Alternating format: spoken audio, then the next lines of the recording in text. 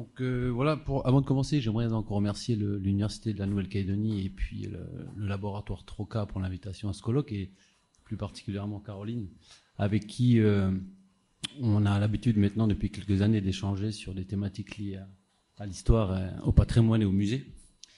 Donc comme Virginie le disait, donc je travaille au musée, au département recherche, communication et édition depuis 2014, l'année où j'ai intégré le musée. Et avec l'équipe du musée, donc nous travaillons, ou plutôt nous continuons à mettre en œuvre le projet du MUSE. Voilà, je m'expliquerai sur ce que c'est. Le projet du nouveau musée de Nouvelle-Calédonie qui prend ses racines dans le processus de construction citoyenne proclamé par l'accord de Nouméa. Ma présentation, dans le temps qui me sera imparti, dans le court temps qui me sera imparti, ne sera pas seulement sur le bien fondé d'une telle structure en passe de naître, parce que personne ne peut prédire la destinée de tout projet.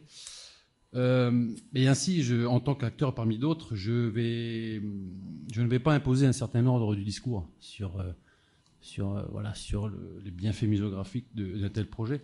Et je ferai en quelque sorte un pas de côté en mettant en évidence à la fois le travail sur le temps que ce tel projet induit et le rôle d'outil de réflexion qu'il ambitionne.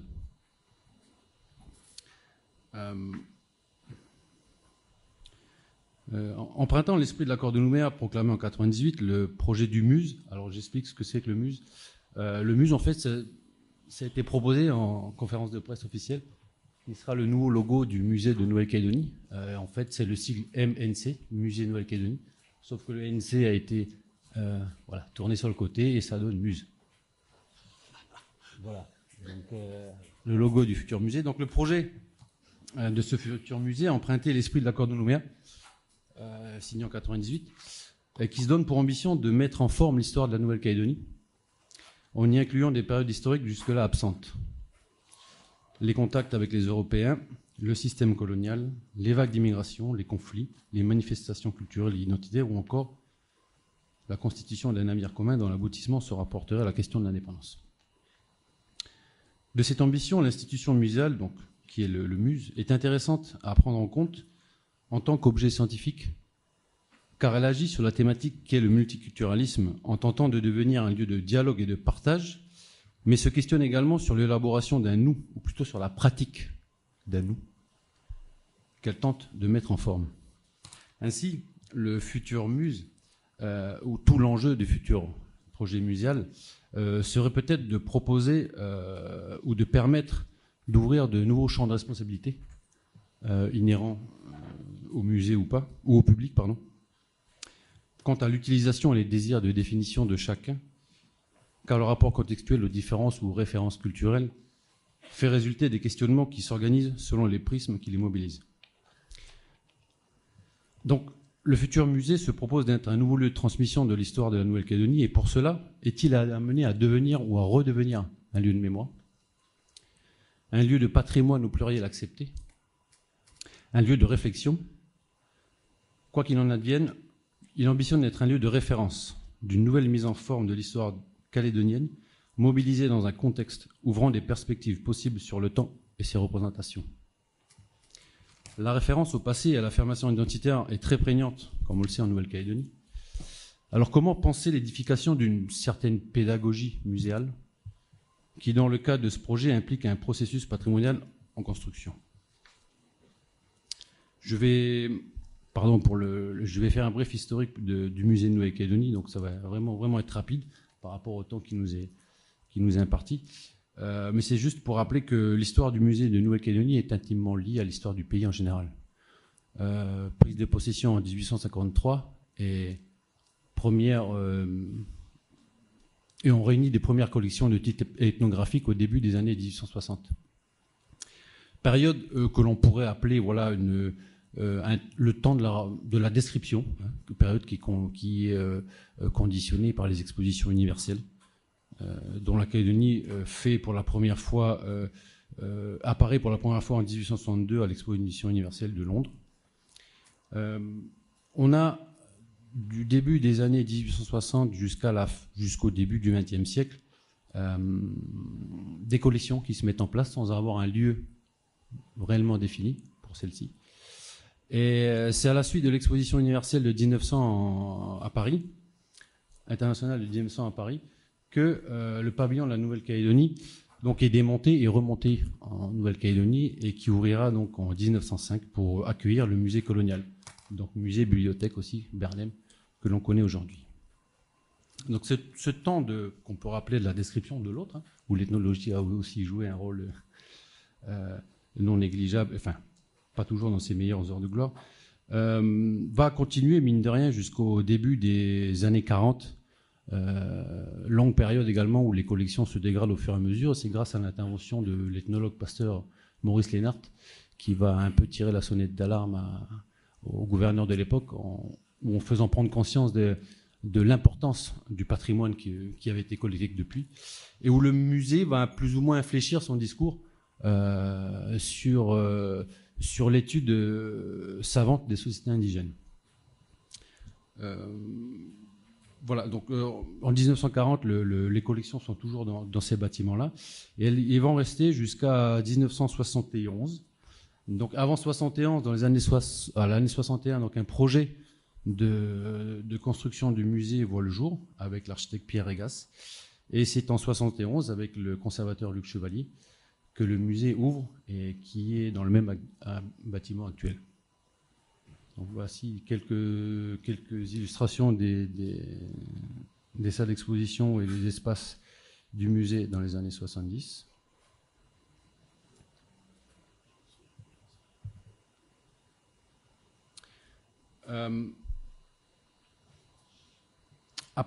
Durant les années 70-80, donc l'affirmation culturelle des peuples autochtones du Pacifique prit la forme de revendications politiques d'indépendance. Jean-Marie Tjibaou est un acteur très important et incontournable justement dans ce nouveau temps qu'on pourrait appeler le temps de la matérialité pensée ou réinvestie, et qui initie en fait une nouvelle relation avec la culture matérielle kanak. L'un des fondements de cette nouvelle initiation à la matérialité kanak était d'une part la mise en place de l'IPKD, l'inventaire du patrimoine kanak dispersé à partir des années 80 avec Roger Boulet. Et la première exposition qui fit certainement date en Nouvelle-Calédonie et qui fait date en Nouvelle-Calédonie par rapport à cette matérialité réinvestie est l'exposition de Jade et de Nac en 90. On a donc à partir des années 80, on a la présence de Patrice Godin, et je pense aussi qu'il pourra mieux en parler que moi, mais on a le musée qui, donc avec la venue de Patrice Godin, qui va changer de visage et qui va passer d'un muséum, entre guillemets, sous l'époque de Chevalier, à un musée consacré aux sociétés océaniennes et kanak. À la suite de Patrice, on a Emmanuel Casero qui vient à la tête du musée et qui va encore prolonger justement cette reconnaissance de la culture kanak, tout en esquissant déjà dans les années 90 une ouverture vers les autres identités culturelles du pays, de la Nouvelle-Calédonie. C'est une ouverture aussi, mine de rien, qui était conditionnée par le projet d'érection du Centre culturel de Tjibaou dans les années 90 et qui a poussé le musée à se repenser par rapport à ce projet qui s'allait ouvrir. Et donc le musée a donc décidé de s'investir dans d'un lieu de patrimoine, enfin d'un lieu de référence de patrimoine traditionnel kanak et océanien, tout en s'ouvrant sur les autres identités culturelles du pays avec l'accord de Nouméa. On a ensuite, en l'année 2000, Marie-Solange Naotine, qui est actuellement notre chef de service, qui prend ses fonctions et qui initie de nouveaux programmes de partenariat avec les associations et qui a prolongé un travail d'ouverture vers l'ensemble des composantes culturelles. Excusez-moi, mais j'essaie d'un peu de brosser large. Donc, à partir des années 2000, on entre pleinement, après l'accord de Nouméa, dans un réinvestissement discursif dans le champ muséographique. Et suite à la venue et en fait à l'expertise de deux experts de la direction du Musée de France, il est préconisé de rédiger un PC, un projet scientifique et culturel, en 2005, dans le cadre du nouveau projet de musée. Ça va donner suite en fait à des études menées sur la Nouvelle-Calédonie, en tous les cas auprès des Calédoniens, sur les habitudes ou les pratiques culturelles et puis les attentes vis-à-vis du futur musée, parce que les choses leur avaient été annoncées et communiquées comme ceci. Et c'est à partir de 2011 qu'un document pilote, ce fameux PSC, est rédigé et qui édifie pleinement et concrètement les lignes de conduite à suivre pour le musée de Nouvelle-Calédonie. Donc cette nouvelle ère dans laquelle nous nous trouvons a donc bien débuté, mine de rien, dans les années 90 avec Emmanuel Casarero, où 2 expositions phares, on peut le rappeler, avaient été faites en 93, l'exposition Terre de Bagne, et en 96 sur le centenaire de la présence indonésienne en Nouvelle-Calédonie. Qui est un projet qui, au fil du temps, s'est esquissé et qui a eu plusieurs dynamiques, itérations et évolutions, dont nous commençons aujourd'hui à percevoir donc les ramifications. De musées d'ethnographie et de sociétés présentant les cultures autochtones du Pacifique, le MUSE est en passe de devenir également un musée d'histoire, rapprochant sous un caractère politique prononcé, tout en mesurant le rôle qu'il devra jouer en matière de conscience identitaire et de discours légitimés et légitimants les Calédoniens. La pluralité en fait des projets muséaux tendant vers une réactualisation ou une création sont marqués par des conjonctures spécifiques dans lesquelles le passé, le présent et le futur sont organisés pour faire sens dans ce qu'on nomme communément le patrimoine. Contribuer à la construction du présent et de l'avenir à partir d'un passé s'établit dans un réseau d'histoires, de disciplines, de pratiques et d'acteurs qu'il faut prendre en compte. Je citerai donc François Mérès, muséologue, qui dit que la réalisation d'un projet muséal passe parfois par l'intégration de plusieurs logiques différentes, dont les objectifs ne sont pas toujours similaires. Le concept de musée est suffisamment large pour mettre une intégration de ces différents objectifs et les présenter en un tout cohérent. Donc, voici quelques photos donc, du musée actuel. Pardon d'avoir oublié. On est au rez-de-chaussée, là. On a une photo à gauche, c'est à l'étage, partie Océanie, une vue des jardins botaniques et une vue de la case extérieure. Le MUSE donc, est un projet nouveau dans sa configuration et dans son rapport au contexte historico-politique, marqué par la prédominance d'une recherche reconduite, mais aussi renouvelée, dans l'art de s'identifier au temps et à l'espace. L'innovation muséographique du futur musée sera la présentification de la Nouvelle-Calédonie précoloniale jusqu'à nos jours. Cette approche globale et ambitieuse, qui institue un certain ordre du temps, s'appuiera sur plusieurs champs scientifiques, archéologiques, ethnologiques, historiques et socio-anthropologiques.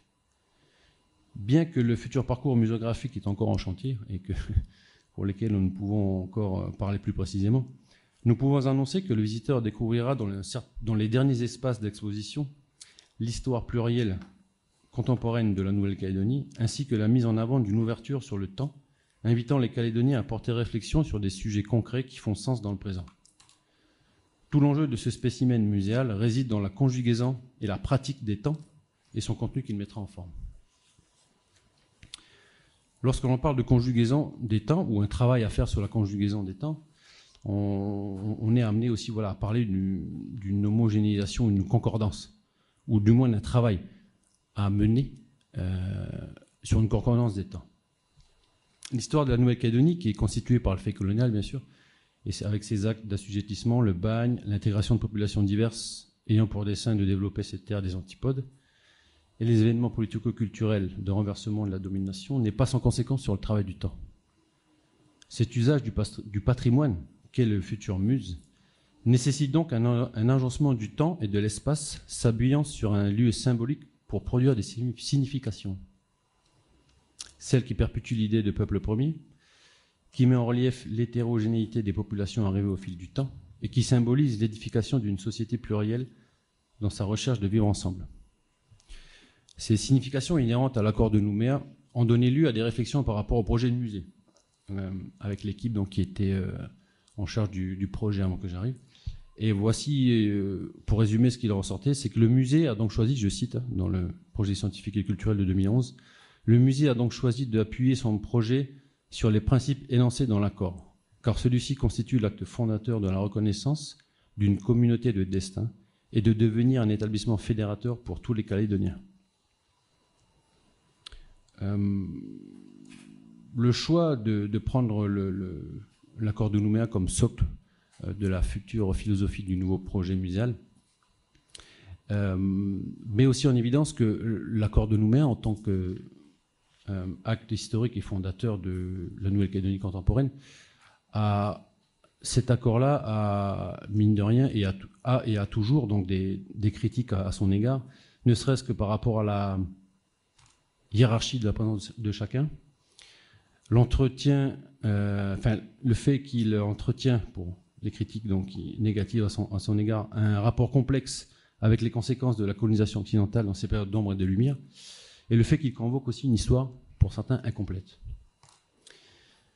François Garde, un juriste, disait que le préambule de l'accord de Nouméa propose une histoire qui n'a de vertu que si les Calédoniens se reconnaissent en elle. Il ne prétend pas au monopole de la pensée historique, mais ses contradictions et ses silences appellent à la critique et à la recherche. N'est-ce pas là justement le futur objectif du MUSE? Benoît Carteron indiquait également que l'accord de Nouméa se situe entre le programme définissant des étapes qui obligent les parties prenantes à avancer et le processus laissant une large part à la confrontation et à l'imaginaire actif. Ce projet du MUSE aura donc pour grande tâche de savoir lier différentes histoires, de savoir travailler le concept de représentation au pluriel. Cet axiome ne s'est pas fait sans réflexion sur la capacité à présenter ces histoires ou ces récits de soi à l'intérieur de l'équipe muséale, dans un contexte où le principe de réalité culturelle est porteur de bien des définitions. Ainsi, le musée, en tant que forum, a la responsabilité non seulement de les faire connaître, mais aussi d'en ouvrir toute l'épaisseur. Je vais devoir faire vite.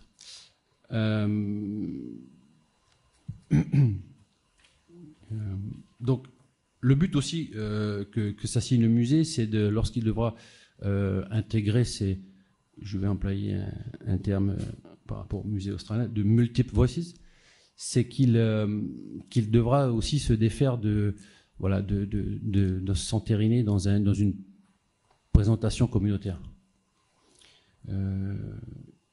Lorsque Louis parlait tout à l'heure de lien, je pense que là, ça a toute sa signification. Non seulement sur le travail sur les liens, mais aussi sur les démarqueurs qui viendront justement épaissir pour savoir ce que l'on a en commun. Donc la responsabilité du musée est d'autant plus grande qu'il devra savoir prendre en compte à la fois une diversité de passeurs de mémoire, parce que le musée a déjà expérimenté, mais prévoit d'expérimenter dans le futur également une muséologie participative, ou au moins un aspect plus inclusif dans son discours. Et donc ces passeurs de mémoire qui seront investis de manière différente dans la relation au passé-présent et dans la portée significative qu'ils voudront exprimer de la culture. Le musée pourra ainsi continuer à expérimenter le faire passer, qui induit des constructions de soi à transmettre. Donc je finirai sur une dernière partie. Donc voilà quelques images du futur projet muséographique de l'extérieur.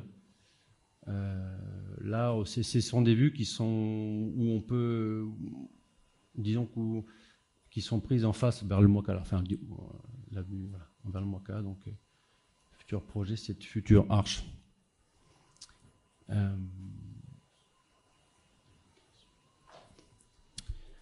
Je voudrais juste reprendre aussi les propos d'Emmanuel Casarou par rapport à une autre structure culturelle et architecturale et aussi très significative dans le discours à la fois politique et culturel, lorsqu'il parlait du centre culturel Chibaou.